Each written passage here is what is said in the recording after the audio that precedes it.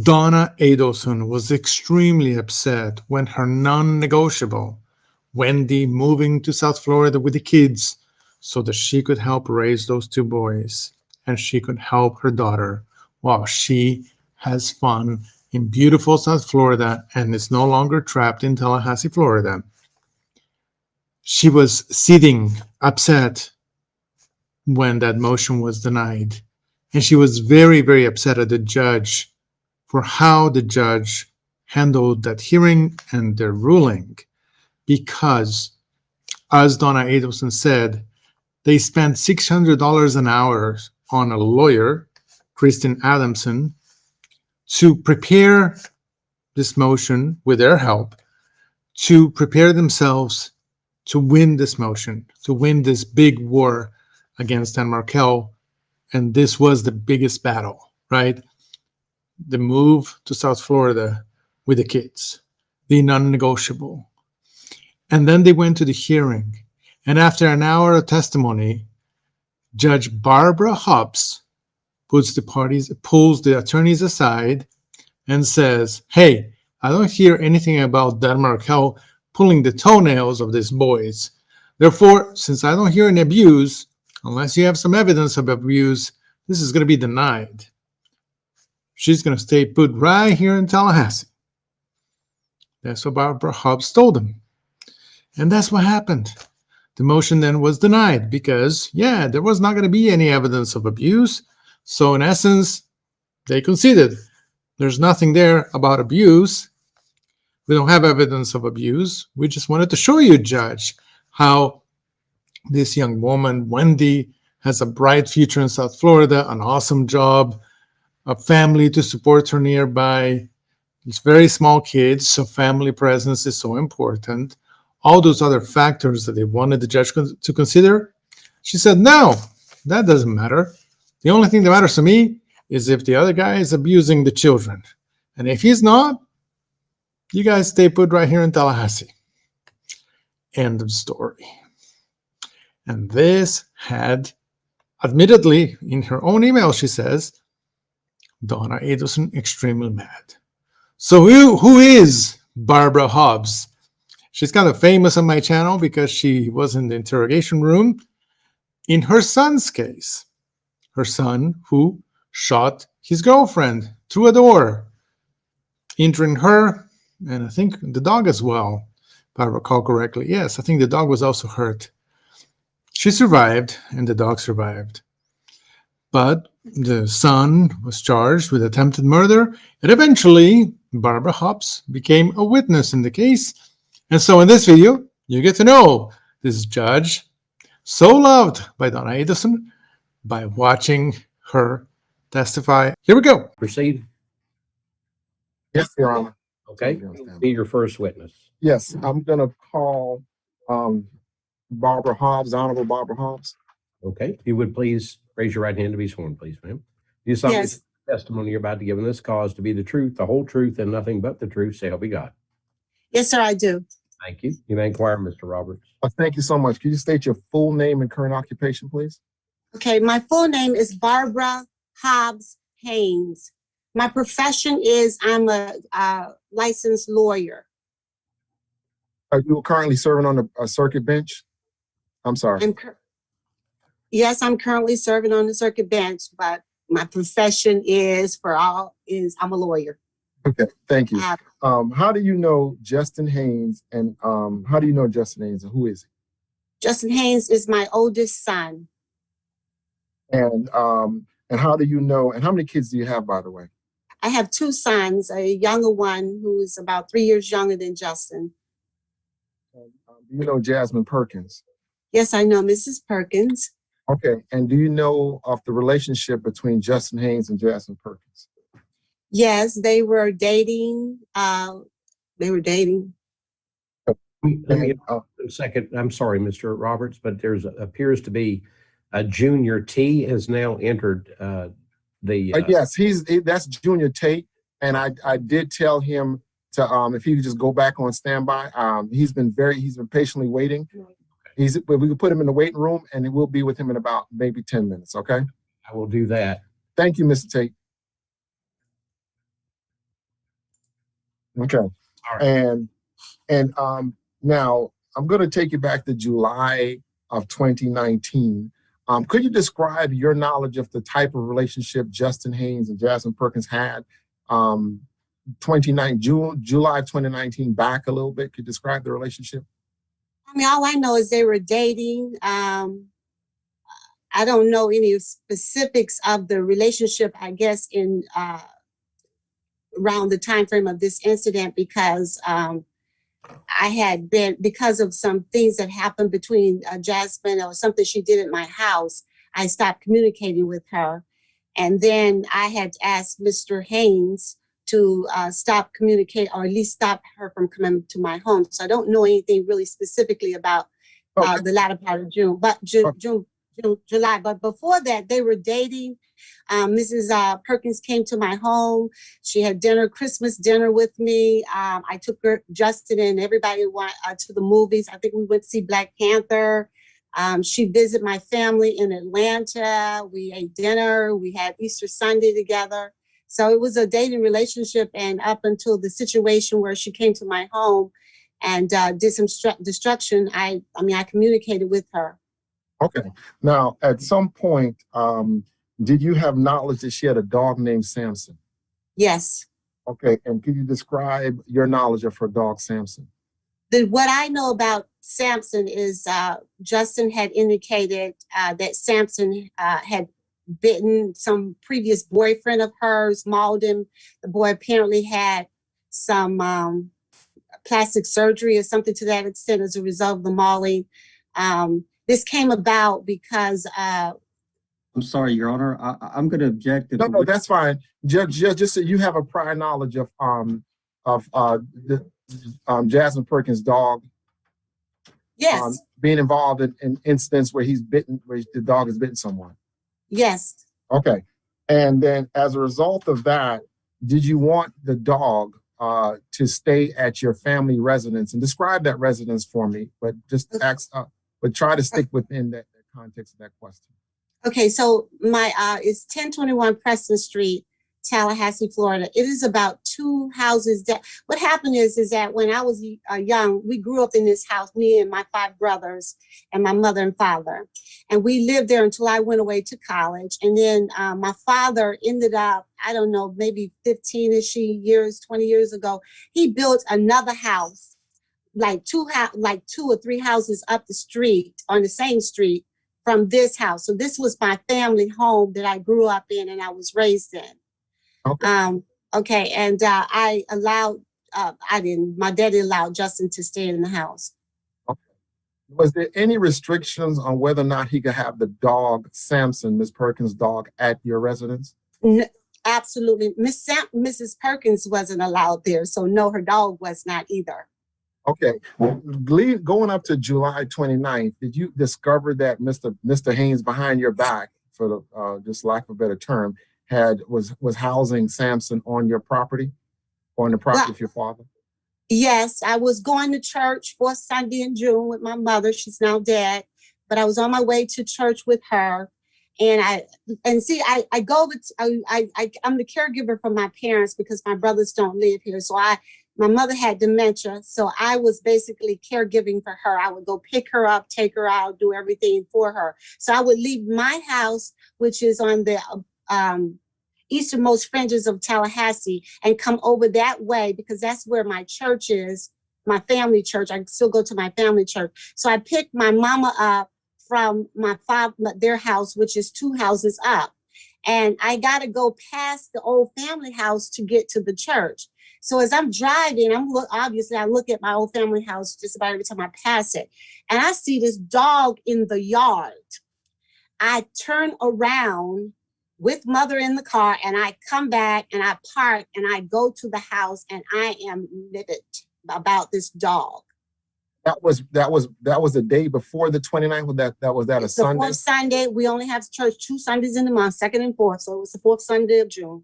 Okay, so what did you do as a result of discovering that Mr. Haynes was housing the dog behind your family's back? I told Justin he had 2 choices. He could get rid of that dog, or I will block that house. I will actually lock that house up. And I was very concerned and scared about that whole situation for a couple of reasons. Why are you afraid for that situation? Two reasons. The first reason I was afraid of it is because of the dog scared me to death. He's a pit bull mix, and I thought that the dog could tunnel out of that yard and get loose and bite somebody because he's got a prior history, and we would be responsible for the dog. And the second reason is because Justin had told me about that dog pushing my grandson down. And so I told Justin that I would never forgive him if that dog bit my grandson.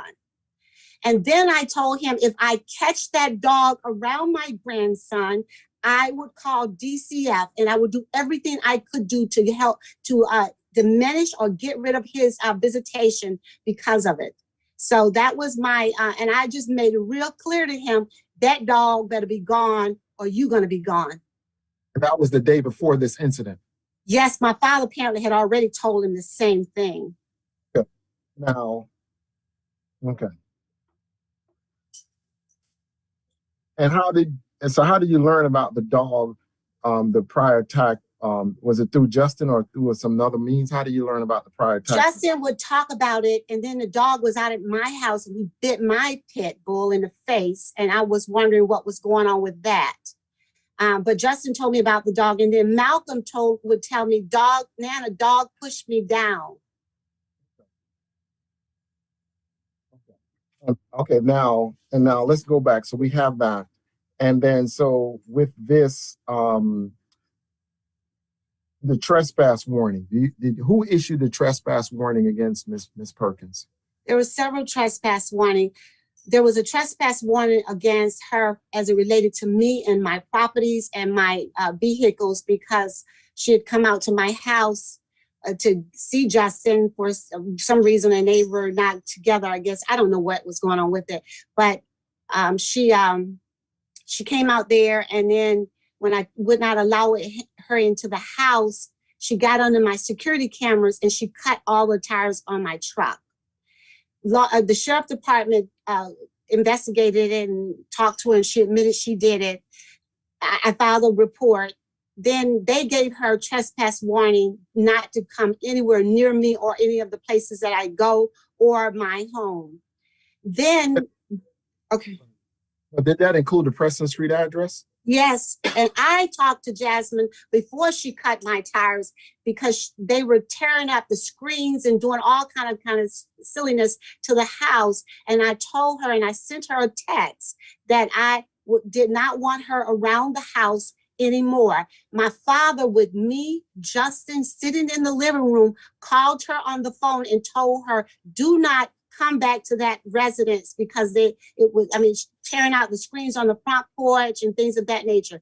Then somebody cut my tires, which is the truck that Justin was driving, again, parked in 1021 Preston Street inside of the gates, and law enforcement was called out, and she was given another trespass warning by TPD. Sheriff had already given her one. TPD gave her another one. So my daddy trespassed her, I trespassed her, TPD trespassed her, and the sheriff department trespassed her.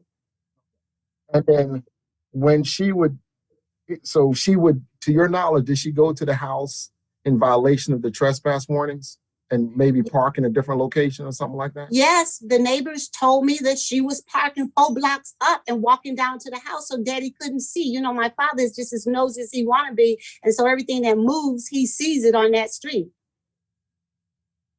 And so just going back, just to make sure, I think we hit everything. Now, as a result of the incident on the 29th of July, did you receive a notice from Ms. Perkins' lawyer that they wanted to sue you or your family as a result of her being injured on your property?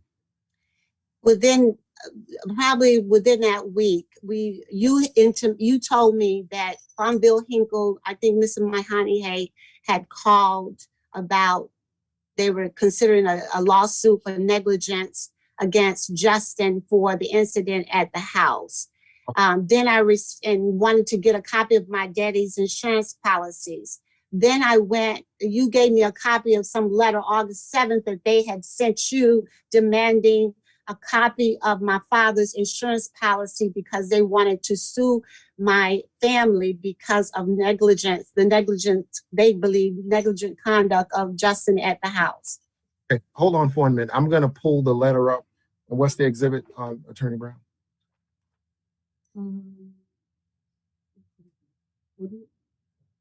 Yeah, I'm going to pull it up. It's 2 letters, both dated August 29th. And I'm just going to ask you if you recognize these as the 2 letters you received. Go August down. 7th. August 7th. I'm sorry, August 7th. Do you see that? Yeah. Yes. It's to me, and It's you and you about. if you go down, you see the letter. Go back up to the top, Attorney Brown, and you go back up down a little more. To see the first paragraph says in reference to serious injuries on July 29th. Did you see that? Yes, sir. Yeah, and then it's a request for insurance information. Is that correct? Yes. Okay, and then the other letter. Okay, then you got another letter. I think it's just a general request for insurance. You see that? Yes. Okay. Yes. Okay, thank you. I just want to make sure. And so, in other words, to your knowledge, Ms. Perkins was trying to sue or initiate some type of civil action against you and your family for the negligence of Justin Haynes. Is that correct? Yes. Okay. Akbar, is there anything else that I missed about the situation that you wanted to inform me, Your Honor? I think we covered everything. No, only that this dog and pushing my grandson down and potentially attacking my dog. That was what terrified me when I saw that dog. And then also, and the night of when Justin was interviewed, you was there with him. I was interviewed there at the police department, which netted me a Judicial Qualification Commission complaint and trial. And you went because you're his mother first, everything else second. Is that correct? Well, no, I'm gonna tell you why I went. When I went, okay, my mom, like I said, my mom was sick, and her and my daddy were down at the house, and they were upset about wondering what was going on. And I asked law enforcement, so they called me over there to the house to come over there. So I came over there, and law enforcement didn't have any information. And then they told me my grandson was at the police department. And I'm like,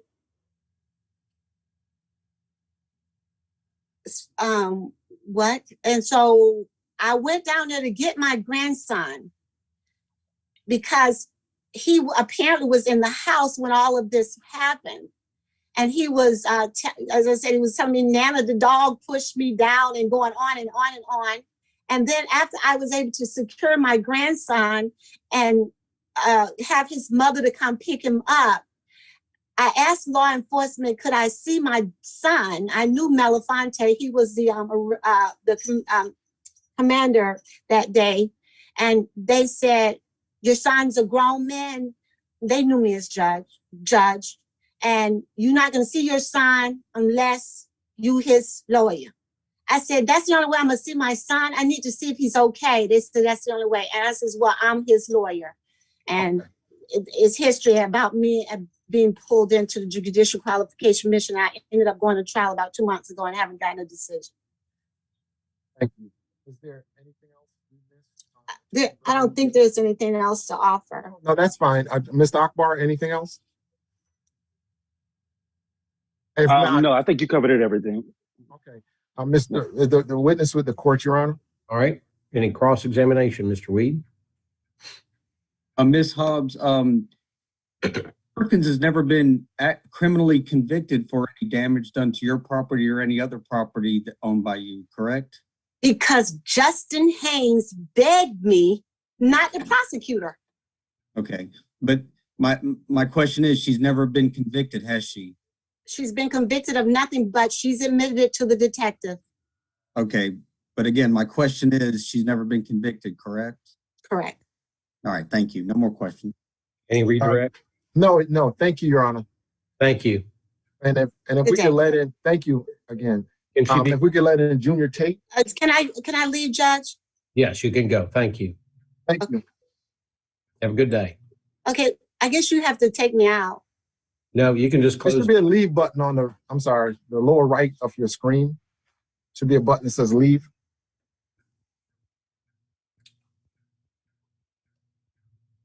I don't. Thanks for watching Mentor Lawyer. Deep. Very serious.